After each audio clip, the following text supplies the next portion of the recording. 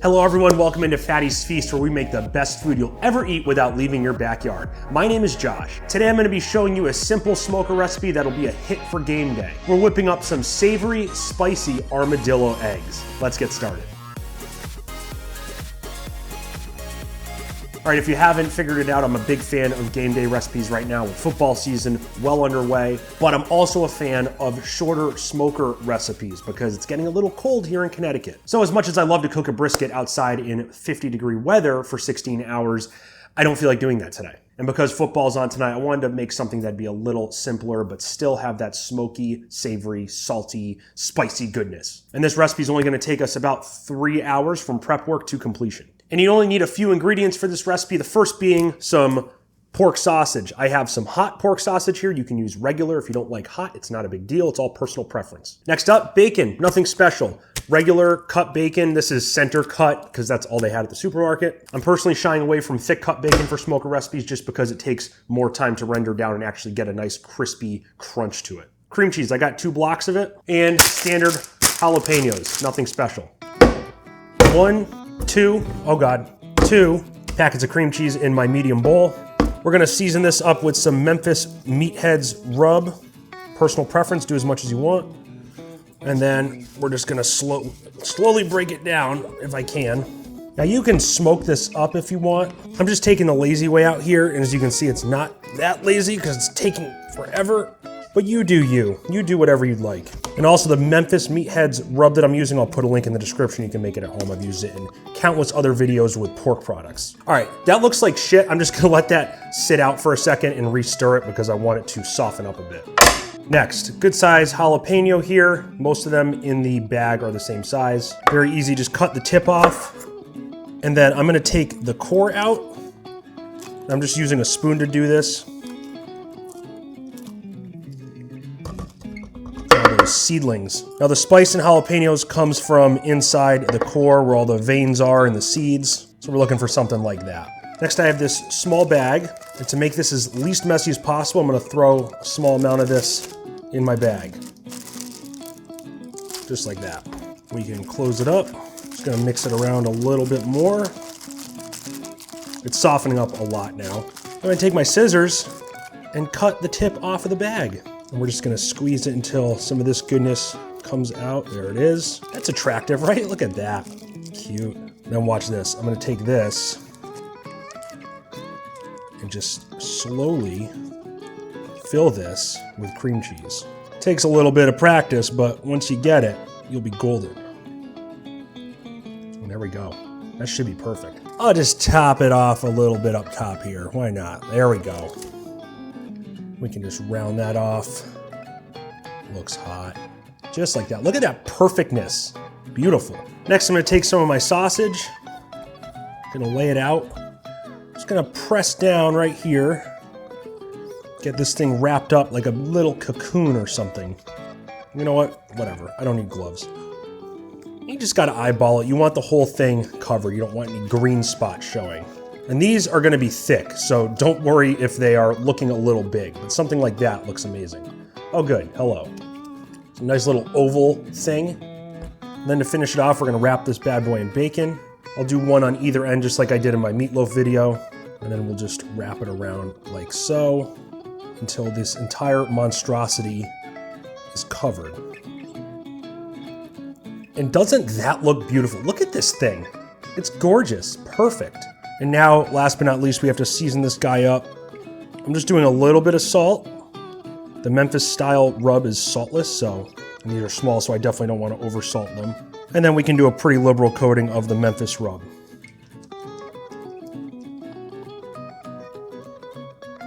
And that's what we end up with, ladies and gentlemen, a perfect armadillo egg ready for smoking. So I'm gonna see how many more of these guys I can make. Like I said, I'm thinking we're gonna have about 6. Once I make them all, I'll get my fire started and we'll get them on the smoker.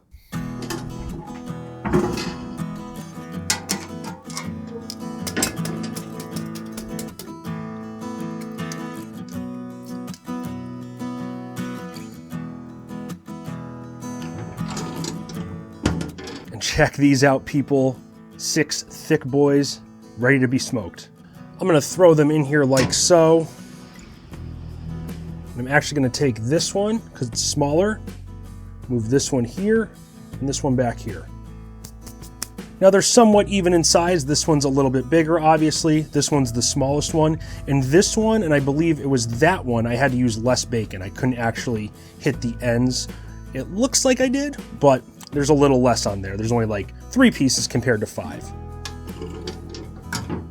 So one thing I want to bring up about the preparation of these take a little bit of time to prep. That's probably the longest part of this whole process. And as I mentioned before, this is going to be a very quick cook. So if you're planning on making these for friends or family for any type of event, I would say prep them the night before, put them in the fridge, let all those seasonings really bind to the meat, get in there, and then the next day you can smoke them when you have less time and you have hungry people. And another thing about the prep work, I used 3 packages of sausage, 2 packages of bacon. Like I said, that was a little less than I needed, but it worked out in the end. These don't look bad. And I probably only used a pack of cream cheese, so I really didn't need the 2 packs. And this cream cheese is from Aldi, so it tends to go bad pretty quick. Hopefully I can use it before then. And obviously these were some very big jalapenos. The bigger they are, the more meat you're gonna use. And if you wanna get smaller ones, feel free, you'll use less meat or you can make even more of these. So the rest of this process is very simple. We're gonna keep our temps between 250 and 275, if not maybe a little higher than 275, really crisp up that bacon on the outside.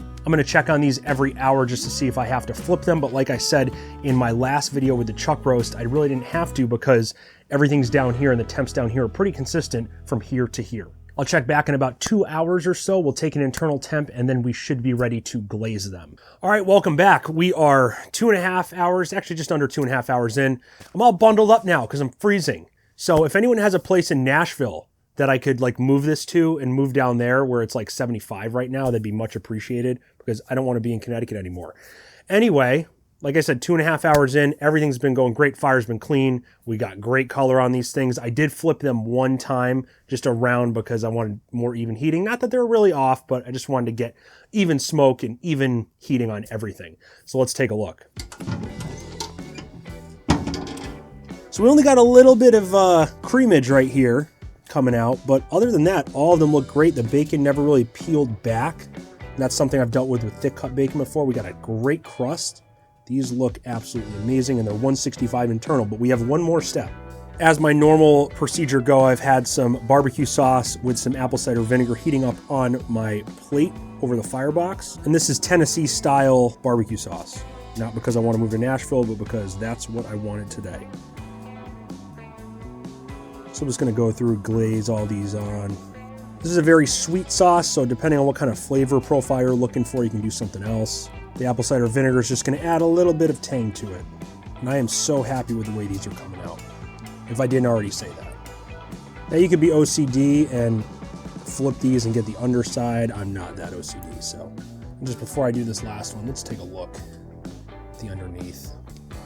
That looks good, nice and juicy, nice and moist.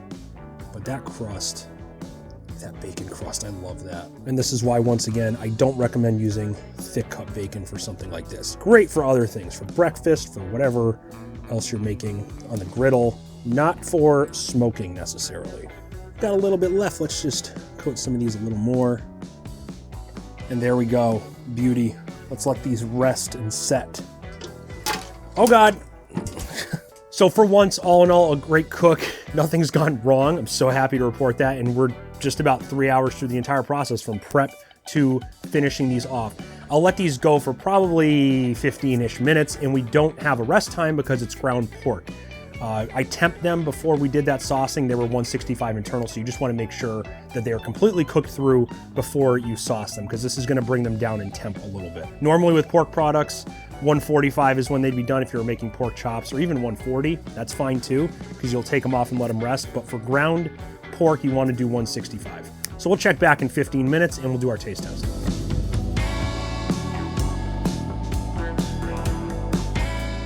And look at that, ladies and gentlemen, after just 30 more minutes or so, we have this. And this one is going to be our victim. Here we go. Moment of truth. Oh my fucking God. Look at that thing. Look at that smoke ring. The cream cheese is nice and melted. This is one of the smaller ones, one of the smaller jalapenos, so that's a little unfortunate, but I don't know what's going on, so that looks good. And you can see that cream cheese is yellow because of that seasoning. Pork's nice and moist. Let's try this bad boy out. All right, as always, the Busch Light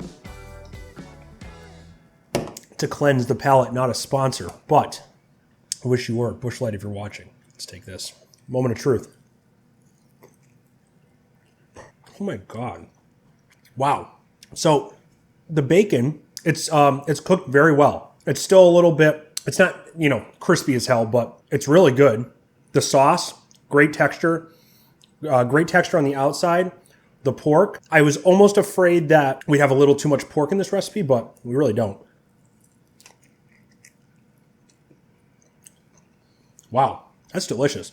And that Memphis seasoning, amazing. As you can see on this side, we had a little bit more meat than I wanted, but that's okay because the end of the jalapeno actually ends like down here. So just that cross section looks a little off, but wow, that's good. John, do you want to get in here and try this? No? Okay. Good friend John behind the camera who comes over and watches football with me because all of our friends suck. But, wow. And there's still a kick from the jalapenos. Even though we cored those out, seeded them, there's still a good kick there. So, if you like a little bit of kick, a little bit of spicy with that cream cheese, I'm really curious how some of these thicker boys are going to be because those have the bigger jalapenos in them. But that's delicious, and I would highly recommend you try that. Like I said, easy recipe, took 3 hours with prep work. You can't go wrong. But that'll do it for this episode of Fatty's Feast. If you liked what you saw, please smash that like button. Get my content out to more people.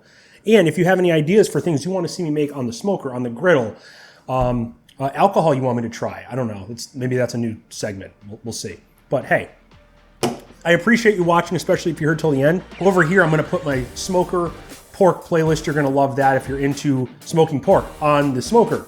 Check that out, Hours of Entertainment. Over here, a video recommended just for you. You're going to love that as well, so be sure to check that out. And right in the middle, subscribe if you love me so much. And until next time, stay safe, stay happy, stay healthy, stay tubby.